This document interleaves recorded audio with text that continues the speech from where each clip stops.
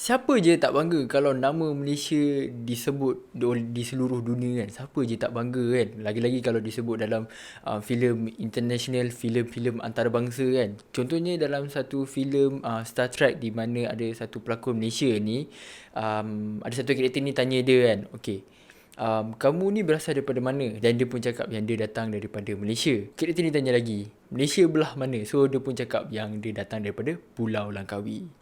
Kita sebagai rakyat Malaysia of course akan rasa macam bangga tu dia sebut nama Malaysia dalam filem yang gempak, yang terkenal kan dekat seluruh dunia. Sama juga macam dalam anime kalau dorang sebut yang berkaitan dengan Malaysia. So hari ni aku akan listkan korang dengan anime yang bereferenskan Malaysia. So let's go.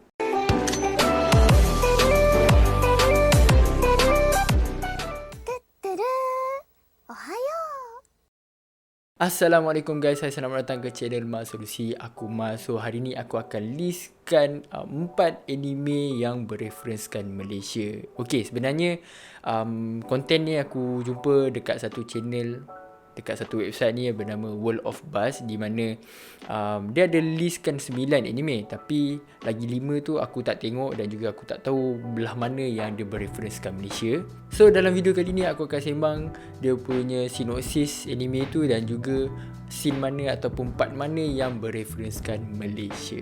Okay, first anime kita ada Hyouga. Okay, secara sinopsisnya dia menceritakan tentang satu karakter yang bernama Oreki Hutaru. Kalau korang nak tahu, dia ni lebih kurang macam perangai Hachiman lah daripada cerita Oregairu yang very antisocial and so on. Dan juga kita ada satu lagi karakter yang bernama Chitanda Eru. Dan dia ada lagi 2 main karakter, aku tak ingat nama dorang. So dorang ni dalam satu club di mana dorang solvekan puzzle, solvekan misteri yang berkaitan dengan sekolah dorang. So boleh katakan dorang ni umpama macam detektif lah, tapi tak di-involve dengan penjenayah ataupun crime. Dia menyelesaikan masalah-masalah seperti macam barang hilang ke, ataupun sekolah diorang berhantu ke, ataupun macam sejarah sekolah diorang lah. Lebih kurang macam tu lah diorang menyelesaikan masalah macam tu kan. Okay, episod 4 di mana siapa ni Oreki Hutaru ni dan juga lagi 2 karakter, aku tak ingat apa nama dua karakter tu, datang ke rumah Chitanda Eru untuk study group. Bila diorang time study tu, of course akan ada take 5 kan. Bila diorang take 5 tu, Oreki Hutaru ni cakap dekat Eru dia nak pergi tandas.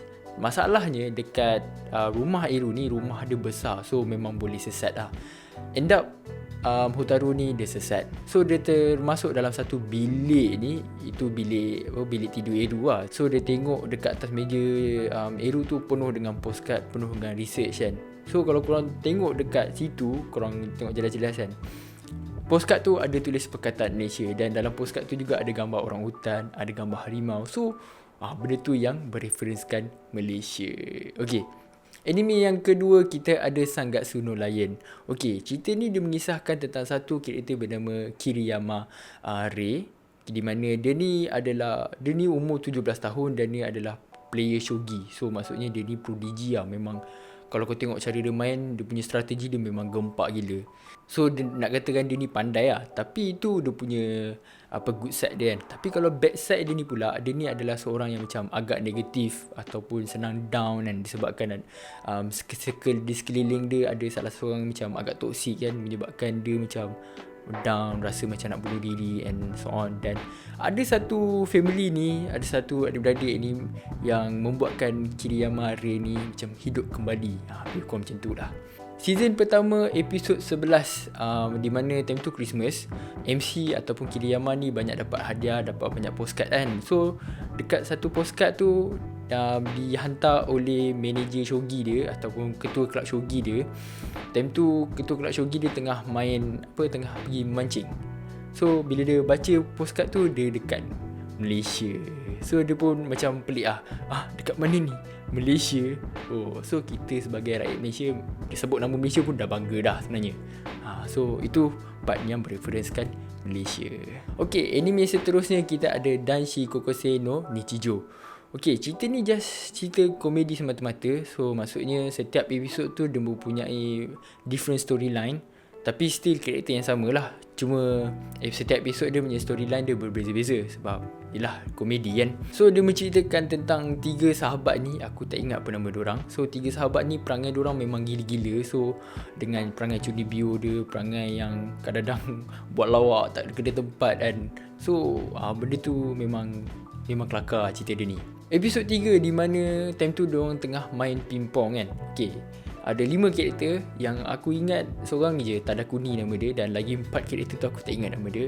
Okay, dia dah ada satu pengadil ni, dan pengadil ni cakap, okay, kita main pingpong, at the same time kita buat soalan, dan siapa yang tak dapat jawab soalan tu akan kena denda lah. Yang lain semua boleh jawab kecuali Tadakuni ni. Tadakuni ni memang tak dapat jawab dia punya soalan tu kan. So dia macam menyirap lah dengan member dia yang boleh jawab, dan dia pula macam kena prank lah gitu kan. So bila dia tak dapat jawab, dia pun buatlah soalan sendiri kan. So soalan dia, namakan negara yang bendera dia ada bulan. So dia pun sebut Malaysia sambil pukul. Dan orang lain pun cakap lah Tunisia berbagai. Sampai kat dia balik, bola tu pun lalu je. So dia cakap, aku hanya tahu Malaysia je tu.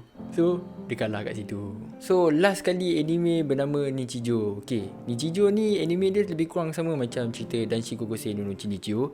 Cuma beza dia daripada segi karakter lah. Sebab karakter dia ni banyakkan karakter perempuan, main karakter dia lah. So dalam part yang ni dia ada 3 main karakter perempuan, iaitu Yuko, Mio dan juga Mai. Okay, first episode lagi, di mana bila biasalah orang Jepun bila diorang berjumpa, diorang akan greet each other kan. So si Yuko pun tegur Mio dan dia cakap selamat pagi, dan Mio pun just reply macam Ohayo kan. So dia macam sedih lah kat situ sebab tak ada siapa reply dia punya selamat pagi dia tu kan. Dan bila dia masuk kelas, dia jumpa dengan Mai, dia pun selamat pagi dekat Mai. So tapi Mai pula tu dia macam palau lah si Yuko ni kan. So menyebabkan Yuko rasa down, rasa macam tak ada siapa nak layan dia kan. Secara tiba-tiba Mai panggil dia kan, Yuko-chan, selamat malam. So dia pun macam jadi excited kat situ. Okay, itu satu part lah. Dan second part di mana si Mio tu dia baru bangun dari tidur, dan dia tengok jam dia dah macam lambat pergi sekolah lah. Dan dia pun cari mak dia. Dia cari-cari, dia tak jumpa mak dia, tapi dia jumpa note yang ditinggalkan mak dia dah. Rupanya mak dia pergi main sepak takraw. So part tu yang bereferenskan Malaysia.